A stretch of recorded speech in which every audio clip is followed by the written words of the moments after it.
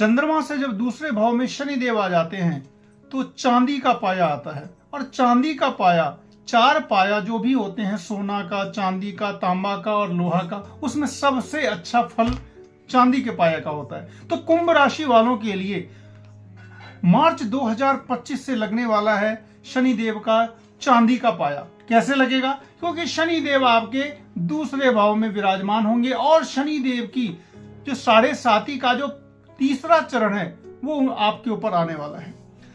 5 साल तक आपके ऊपर शनि देव ने बहुत बुरी तरीके से आपको फल दिया, क्योंकि कुंभ राशि पर पहला और दूसरा चरण काफी भारी होता है। तीसरे चरण में स्थिति ऐसी आती है कि पाया चांदी का हो जाता है और उसके बाद काफी अच्छा फल मिलना शुरू हो जाता है। आज के इस वीडियो में कुंभ राशि के बारे में 2025 की भविष्यवाणियां बतलाई जाएंगी। नमस्कार साथियों, मैं किशोर नाथ झा आप सबका हार्दिक अभिनंदन करता हूं। अगर आप लोग चैनल पर नए हैं तो चैनल को सब्सक्राइब भी जरूर कर लें।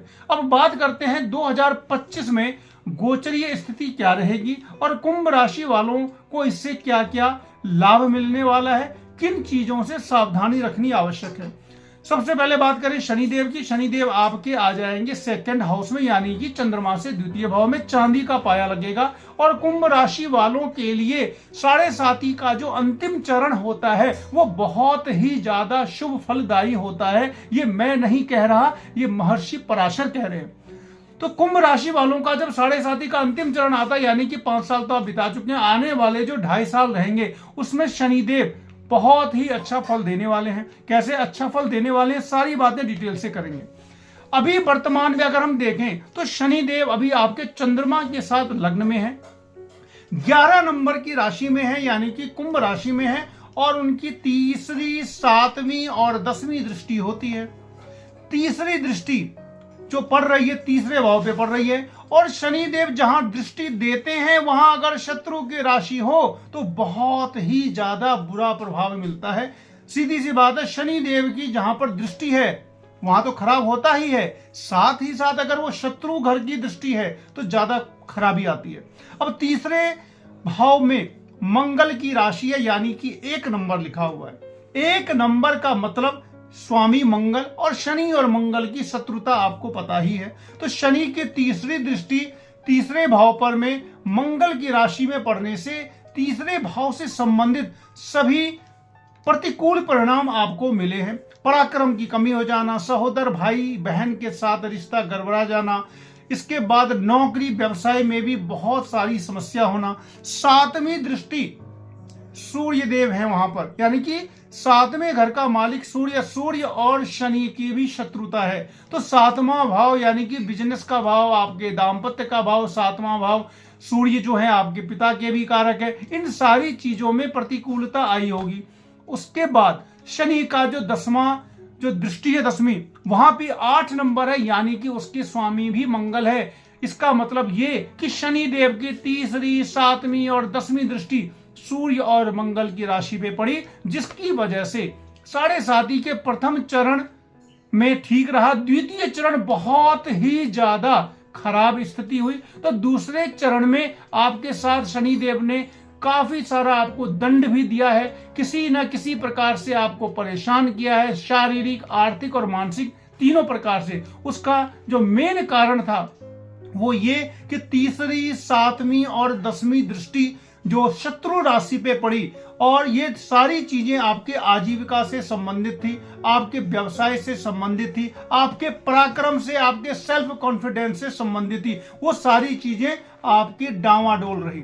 अब होगा क्या? 30 मार्च 2025 से शनिदेव मीन राशि में आ जाएंगे और मीन राशि से तीसरा भाव जो पड़ेगा वो 2 नंबर पड़ेगा। 2 के स्वामी शुक्र होते हैं और शुक्र और शनि में मित्रता है, और मित्र के घर पे जब शनि देव दृष्टि देते हैं तो अच्छा ही करते हैं। शनि की तीसरी दृष्टि आपके 4थे भाव पे पड़ेगी मार्च 2025 से।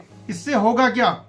4था भाव मित्रों होता है प्रॉपर्टी का, 4था भाव होता है आपकी भूमि का, भवन का, वाहन का, माता का, आपके मन का। ये सारी चीजें धीरे धीरे अच्छी होने लगेगी। अगर माता का स्वास्थ्य शनिदेव ने इन 2.5 सालों में खराब किया था, माता का स्वास्थ्य अच्छा हो जाएगा। भूमि और भवन इन सारी चीजों में अड़ंगा लगा होगा, मकान लेते लेते रह गए होंगे, कुछ ना कुछ ऐसा प्रॉपर्टी का विवाद हुआ होगा, भाई के साथ खासकर प्रॉपर्टी का विवाद गहरा गया होगा। ये सारी चीजें मार्च 2025 के बाद शनिदेव एकदम से ठीक कर देंगे। अब बात करते हैं सातवीं दृष्टि। सातवीं दृष्टि इनकी अष्टम भाव पे पड़ेगी। अष्टम भाव जो होता है वो रिसर्च का होता है। अष्टम भाव जो होता है वो आकस्मिक धन की प्राप्ति का होता है। अष्टम भाव जो होता है वो विदेश गमन का भी होता है। और अष्टम भाव का मालिक है बुध, और शनि और बुध में किसी भी प्रकार की शत्रुता नहीं है। तो जब कभी शनिदेव बुध के घर पे दृष्टि देते हैं तो अच्छा फल ही देते हैं। अष्टम भाव पर में शनिदेव की दृष्टि पड़ने से रिसर्च वर्क जो आपका अभी तक कंप्लीट नहीं हुआ था, इस 7.5 के अंतिम चरण में आपका रिसर्च का जो वर्क है वो कंप्लीट हो जाएगा।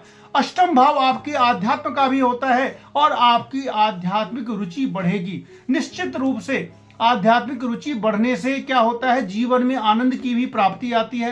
तो शनिदेव अष्टम भाव पर में दृष्टि देके आपको यहां पर लाभ जरूर पहुंचाएंगे।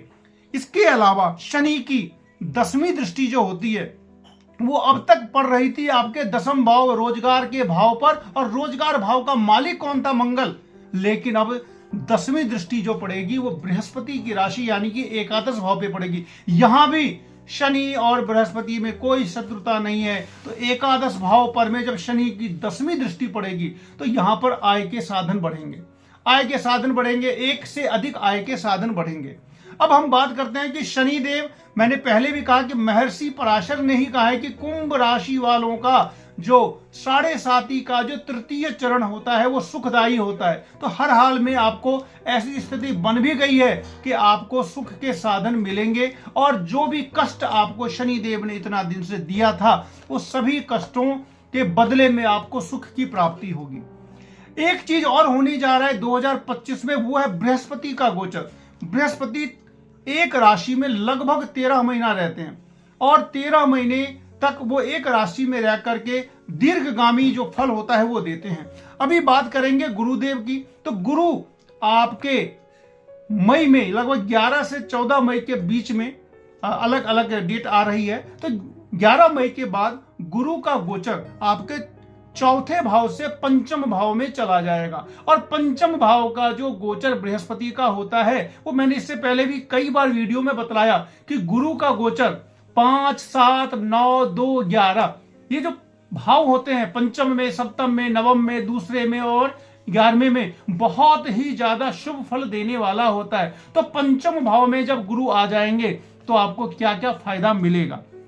पंचम भाव जो होता है वो संतान का होता है, बुद्धि का होता है, विवेक का होता है, कॉम्पिटिटिव एग्जाम्स का होता है। इसके अलावा अकस्मात धन की प्राप्ति का भी होता है। तो पंचम भाव में जब गुरु आ जाएंगे, और खास करके अतिचारी गुरु, काफी ज्यादा स्पीड रहेगी उनकी। अतिचारी यानी कि उनका जो घूर्णन की जो गति होती है वो बहुत ही ज्यादा रहेगी। और बृहस्पति आपके धन के मालिक हैं, आने वाले धन और बैंक बैलेंस दोनों का स्वामी बृहस्पति पंचम भाव में बैठ करके एकादश भाव को देखेंगे। इससे क्या होगा, अतिचारी गति यानी कि बड़ी तेजी से आय के साधन बढ़ेंगे, तेजी से आपको धन की प्राप्ति होगी। तो बृहस्पति यहाँ पर शनि के साथ, वैसे भी अगर बृहस्पति अच्छा हो तो शनि अपने आप अच्छा फल देने लगते हैं। तो यहाँ क्या होगा, बृहस्पति भी अच्छे हो गए तो शनि का फल अच्छा मिलेगा। इसका मतलब ये हो गया कि शनि और बृहस्पति दोनों मिलकर 2025 में आपके लिए काफी अच्छा फल आपको देने वाले हैं। अब बात करते हैं राहु की। तो राहु भी अभी तो मीन राशि में है, और 2025 में ये मई 2025 में ये चले जाएंगे आपके लग्न में, और लग्न में जाकर के थोड़ा सा आगे पीछे इसका जो फल है राहु का बहुत अच्छा फल तो नहीं रहेगा। लेकिन शनि और बृहस्पति दोनों मिलके दीर्घगामी प्लेनेट हैं। एक 2.5 साल तक रहते हैं, एक 13 महीने रहते हैं, और सबसे ज्यादा दिनों तक बृहस्पति और शनिदेव एक राशि में रहते हैं, और उसका फल भी दीर्घगामी ही होता है। तो शनि और बृहस्पति मिलके आपको काफी अच्छी स्थिति में ला देंगे, धन समृद्धि बढ़ा देंगे। बृहस्पति आय भाव पे दृष्टि देकर के फायदा देंगे। और भी सारे प्लैनेट है, जैसे सूर्य है, मंगल है, बुध है, शुक्र है, तो ये एक एक महीने, डेढ़ डेढ़ महीने के लिए एक राशि में आते हैं, जिनका फल भी आपको बीच बीच में मिलेगा। कभी अच्छा भी मिलेगा, कभी बुरा भी मिलेगा, लेकिन जो दीर्घगामी फल है, जो लंबे समय के लिए हम देखें कि 2025 में ओवरऑल किस प्लैनेट का प्रभाव आपके ऊपर रहेगा, तो वो है शनि और बृहस्पति, और ये दोनों ही आपके लिए अच्छे हैं और निश्चित रूप से आपको इसका लाभ मिलेगा। मार्च 2025 तक आप शनि देव की आराधना करते रहें, हनुमान जी की आराधना करते रहें और हर हाल में आप शुभ फल लेने के लिए तैयार रहें। मित्रों, लाइक शेयर सब्सक्राइब जरूर करें। मिलते हैं फिर अगले वीडियो में, तब तक के लिए नमस्कार।